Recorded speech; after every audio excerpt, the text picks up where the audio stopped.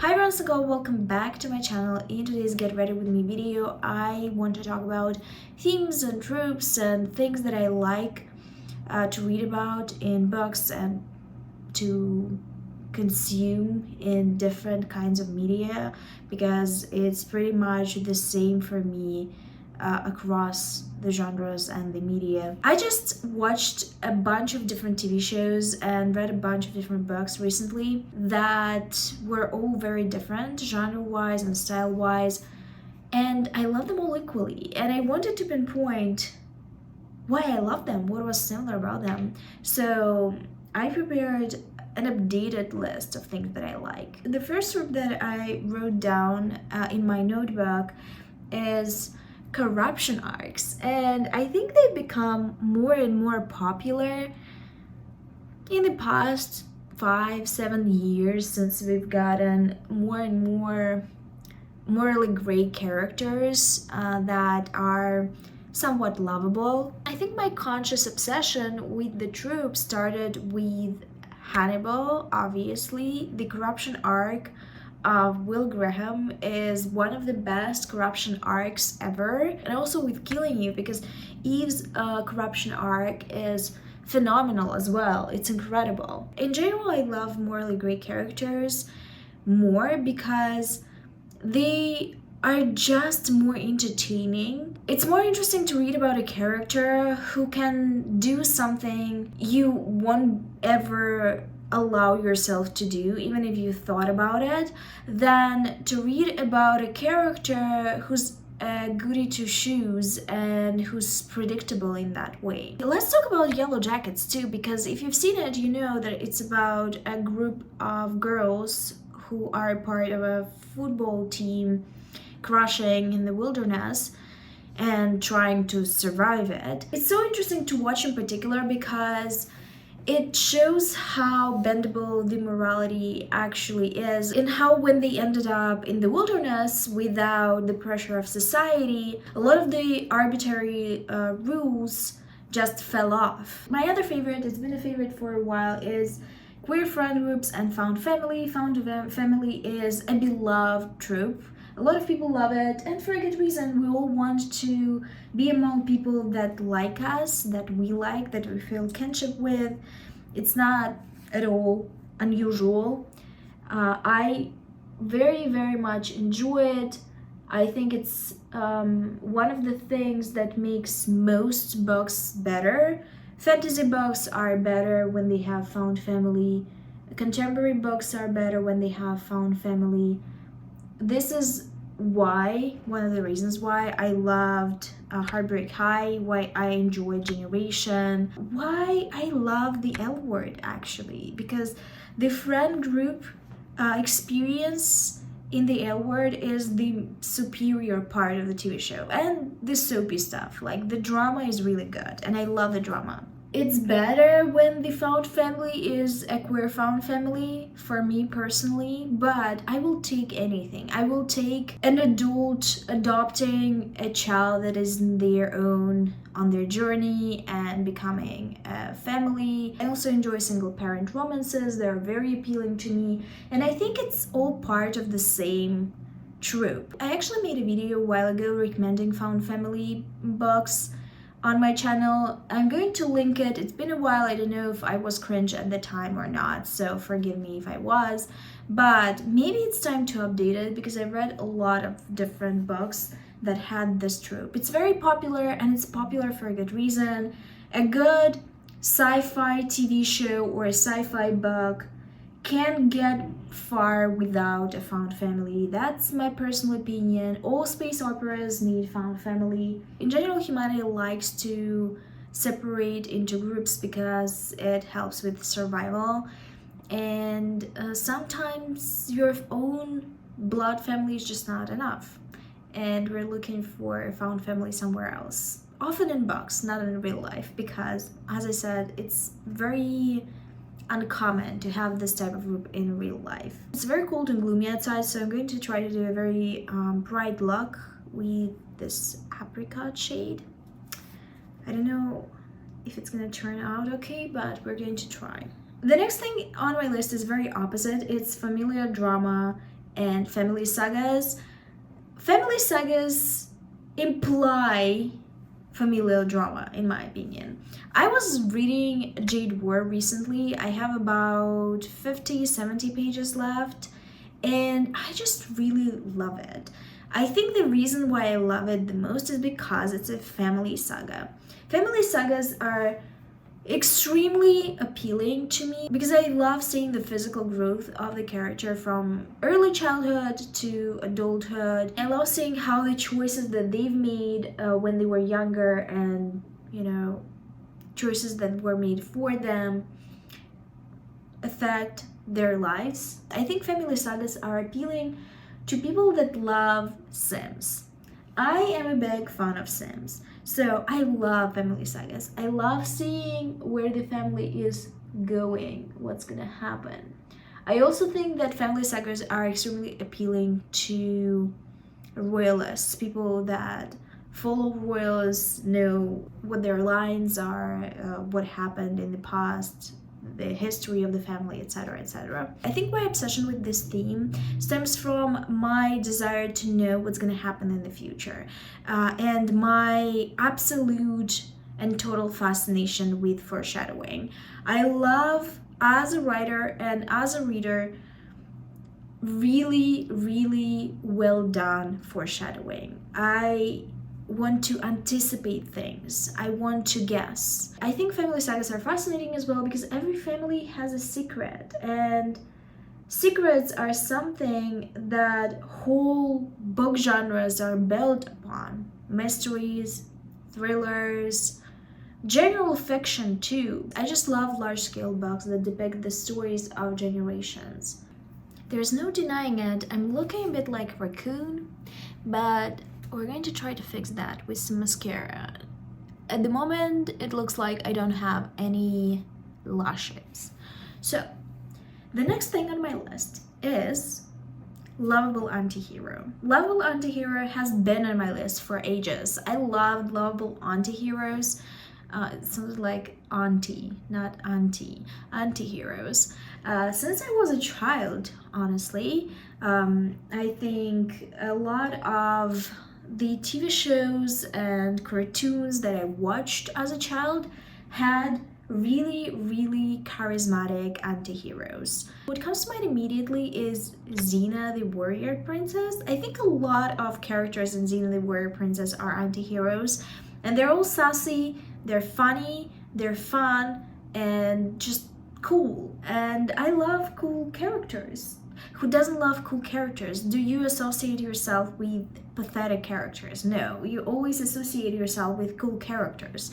That's just having a healthy ego. They are objectively not the best and maybe not the kindest or empathetic, but if they are funny, sarcastic, they deliver in the most important moments, you bet that I'm going to love them. I think it's the type of character that always ends up being fan favorite. If you think about the fandoms that you are a part of, the TV shows that you watch, and the discourse about them, who's the most favorite character in the fandom? Usually the lovable anti-hero. Back on my bullshit with the whole corruption arc thingy, I think it's a bit different, but you might disagree with me.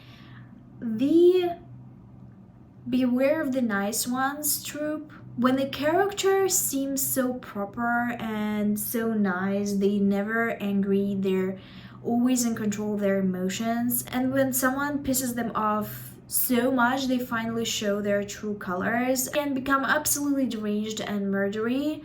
I love that. I love the idea of a person that looks very harmless but is actually a professional killing machine.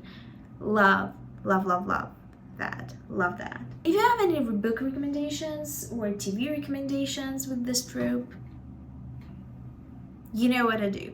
Leave them in the comments. The next thing on my list is a deal with a supernatural entity. Not always the devil, sometimes with the demons, sometimes with other supernatural entities, with witches, whatever. I just love the idea of a person getting something that they thought they wanted and then dealing with the consequences of that choice. This kind of story is a kryptonite for me.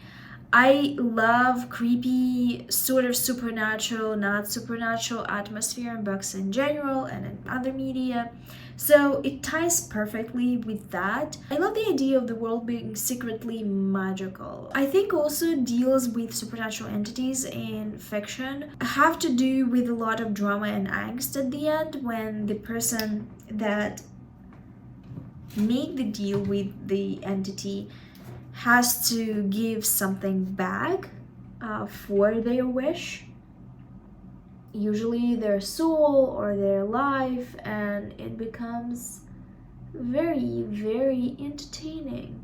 The next theme ties into the previous one. It's death, loopholes, or immortality. I love vampire fiction, naturally, because it deals with the topic of immortality.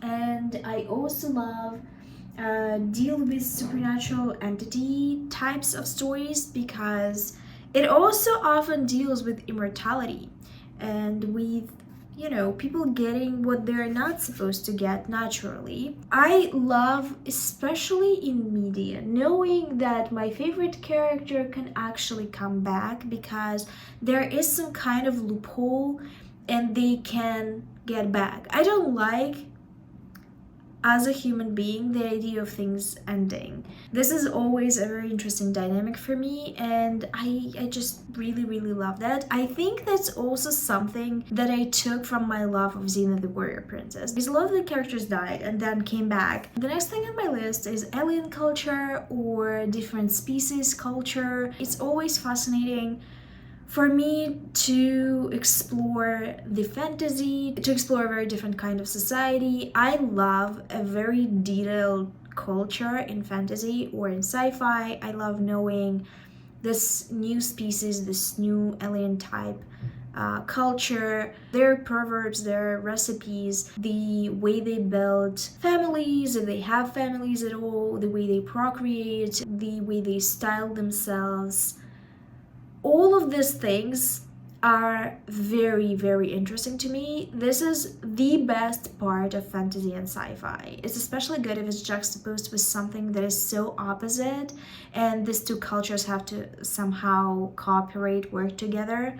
I love that. We've talked about large-scale books, and the best thing about large-scale books and series and TV shows, long TV shows specifically, is the Easter eggs. This is why I'm reading long, thick tomes. I want to know something that other people might not notice.